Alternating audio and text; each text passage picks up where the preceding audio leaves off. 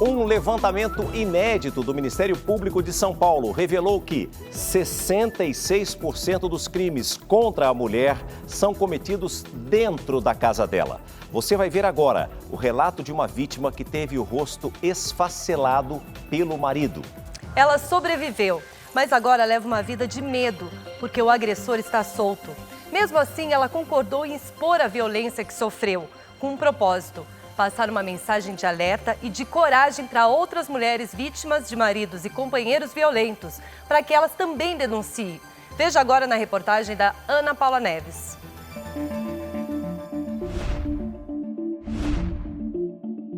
Ser mulher é viver sob risco constante. Somos mais fracas que os homens fisicamente falando, fato. E é dessa vantagem que os covardes se aproveitam. No relógio da violência, o tempo corre contra nós. A cada 2 segundos, uma mulher é vítima de violência física ou verbal. A cada 11 minutos, uma mulher é estuprada. A cada 3 horas e meia, uma mulher é assassinada. Por trás dessas estatísticas assustadoras estão mulheres que, se não foram assassinadas pelos próprios maridos ou ex-companheiros, tiveram a vida marcada pela agressão desses homens. O que nós vamos ouvir agora é um relato muito triste de uma mulher de 27 anos que foi agredida pelo ex-companheiro. Por que você não quer mostrar o rosto? Eu ainda não me aceitei, né? Eu ainda estou num período de aceitação comigo mesmo. Estou fazendo tratamento psicológicos e estou passando por muitas cirurgias ainda. São 9 cirurgias ao total de todas. Eu ainda estou na 3ª cirurgia e eu ainda não me sinto segura para aparecer para a sociedade ainda. Por causa da sua aparência? Sim. O resultado de uma agressão? Sim. A jovem estava casada há 2 anos. Depois de 1 ano do relacionamento, ele já começou a ficar abusivo no sentido de roupas. Não era todo tipo de roupa que eu podia usar. Celular acabou sendo um só para os dois. Ficava com ele? Que ficava com ele. Eu já não podia falar com amigos. Amigos no sentido masculino. Assim, só os que estavam perto dele, que também fossem amigos incomuns. E com as amigas também, eu só conversava com as minhas amigas dentro de casa, e mesmo assim ele interagia no assunto, ou ele sempre sabia do que a gente estava falando. Sofreu várias agressões físicas. Ele só parava, às vezes, quando machucava mesmo, porque ele via que machucou, sabe? Nossa, agora eu machuquei ela, assim, parecia que ele meio que voltava para a realidade, assim, sabe? E no dia seguinte? Me perdoa, eu não queria ter feito isso, sabe? Eu tenho que parar com a bebida. Embora nunca tenha ido à polícia, decidiu pôr um basta na violência. Saiu de casa, voltou a morar com a mãe dela. O ex-marido a encontrou. Ele falou assim pra minha filha: vai se despedindo, porque daqui 3 horas eu vou voltar e a sua mãe vai morrer. Por estar na casa da mãe e perto de vizinhos que testemunharam a ameaça, ela achou que estava segura, mas ele voltou. Eu ainda falei com essas palavras, eu falei assim: pelo amor de Deus, amor, não faz isso comigo. E aí ele ficava virando meu pescoço o tempo todo. Tinha hora que eu falava: meu Deus, agora quebrou meu pescoço. E tudo isso, ele virando, eu lutando, tirando a mão dele, ele começou a me enforcar. Ela conseguiu empurrar o agressor. Não tinha forças para mais nada. Ele deu a primeira mordida na minha orelha. Com uma mordida, ele arrancou a minha orelha inteira. E aí ele veio de frente, assim, e abocanhou meu nariz. A única imagem que eu tenho dele hoje é ele com a boca cheia de sangue, sabe? Do meu sangue, assim. Ele arrancou meu nariz inteiro. Na frente das crianças ainda, né? Não foi exatamente elas olhando, mas elas estavam ali correndo, pedindo socorro por mim na rua. Gente, alguém socorre minha mãe. Então dá pra você imaginar isso? As fotos feitas no hospital onde ela foi atendida são fortes, revoltantes.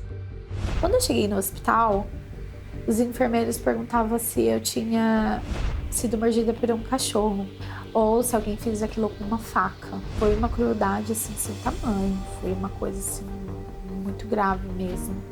Para devolver parte do que a violência do ex-companheiro tirou dela, uma equipe de especialistas a acompanha. Foi feito um transplante de pele da testa para reconstruir o nariz. Faltam mais 6 cirurgias. A orelha esquerda não pôde ser refeita. A única solução é uma prótese de silicone que custa cerca de R$9 mil e não é fornecida pelo Sistema Único de Saúde. Para ter uma orelha novamente, ainda que seja uma prótese, ela depende de doações. Eu tenho que acreditar que ele vai pagar pelo que ele fez. E onde está o seu ex-marido? Não sei. Ele fugiu? Sim. Faz 3 meses que essa mulher convive com a tristeza da nova aparência e com o medo da morte. Fiz boletim de ocorrência, a gente fez todos os procedimentos possíveis. Eu tenho medida protetiva, eu estou protegida pelos guardiões da Lei da Maria da Penha. Então, a Guarda Municipal está na minha casa constantemente. Eles vão lá sempre, eles me dão todo o aparato, todo o apoio. Desde 2006, com a Lei Maria da Penha, a violência doméstica e familiar contra a mulher passou a ser crime. E em 2015, o assassinato de mulheres passou a ser tratado como feminicídio, uma punição prevista no Código Penal com mais tempo de prisão aos assassinos. E por que, ainda assim, os casos de violência contra a mulher só aumentam?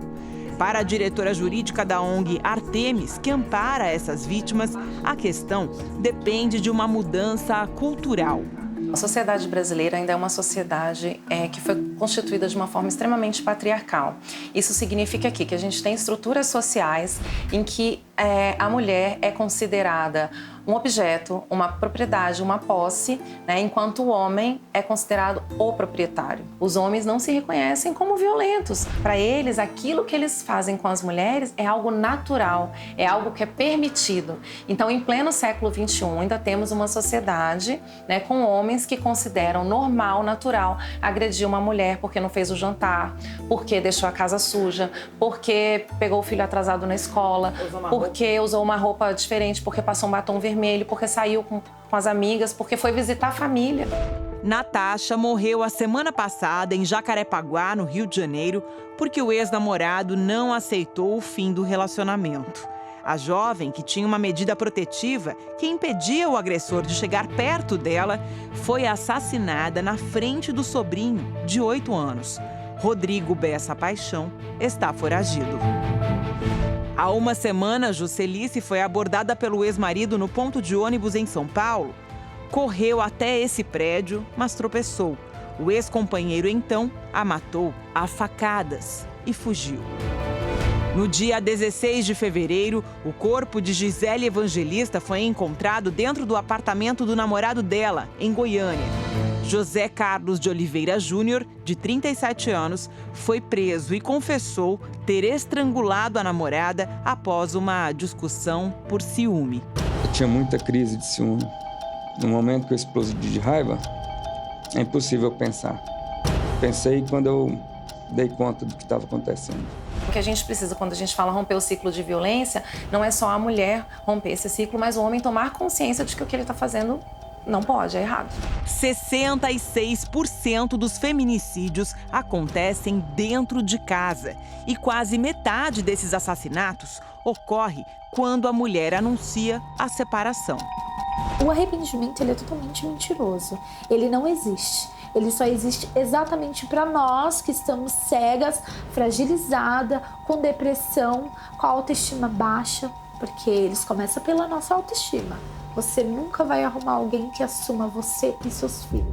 Entenda o ciclo da violência doméstica contra a mulher, desenvolvido pelo Instituto Maria da Penha. Tudo começa com uma discussão, segue para a agressão física, depois vem o arrependimento e o comportamento carinhoso para a reconciliação. Está na hora de parar esse ciclo no início. Na primeira agressão, separe, isso é fato. Não fiquem com aquilo na cabeça que você vai ajudar e que vai ter bons resultados. Não vai, porque ele pode ficar por anos sendo uma outra pessoa. Mas uma hora a carga de trabalho vai pesar, família vai pesar, o cotidiano vai pesar. Uma hora ele vai estourar e ele vai fazer de novo. Não acredite nesse perdão, que isso não vai acontecer. E onde que se procura ajuda? A gente tem hoje núcleos especializados dentro das defensorias públicas que podem atender mulheres em condição de vulnerabilidade econômica. Pode ser procurado os núcleos de defesa da mulher no Ministério Público.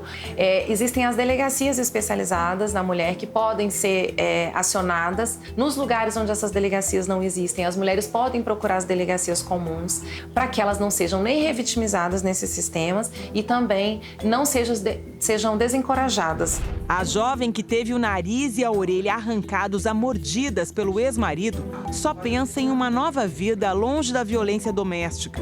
A falta de condição financeira, por vezes, a leva ao desespero, é verdade. Mas não existe dinheiro que compre uma vida. E a vida dela não está mais nas mãos de homem nenhum. Você está seguindo tua vida, ele realmente não conseguiu apagar o brilho dos seus olhos, porque você fala comigo, está com os olhos brilhando, isso muito me alivia. E o que você espera que aconteça com ele agora? E eu desejo que a justiça seja feita e que ele pague pelo que ele fez. Eu acho que ele não pode ser impune por uma tamanha crueldade. Eu tô viva, eu não tô morta. Então, assim, a minha vida vai continuar, eu vou criar meus filhos. Eu ainda tenho sonhos. Ele, por mais que ele fez isso comigo, ele não matou meus sonhos. Tudo que nós mostramos e apresentamos para você na reportagem é válido, principalmente com relação à mudança na cultura da sociedade brasileira, mas o primordial é que nós possamos mudar as leis com penas muito mais severas, porque lugar de criminoso é atrás das grades, na cadeia e sem direito à liberdade.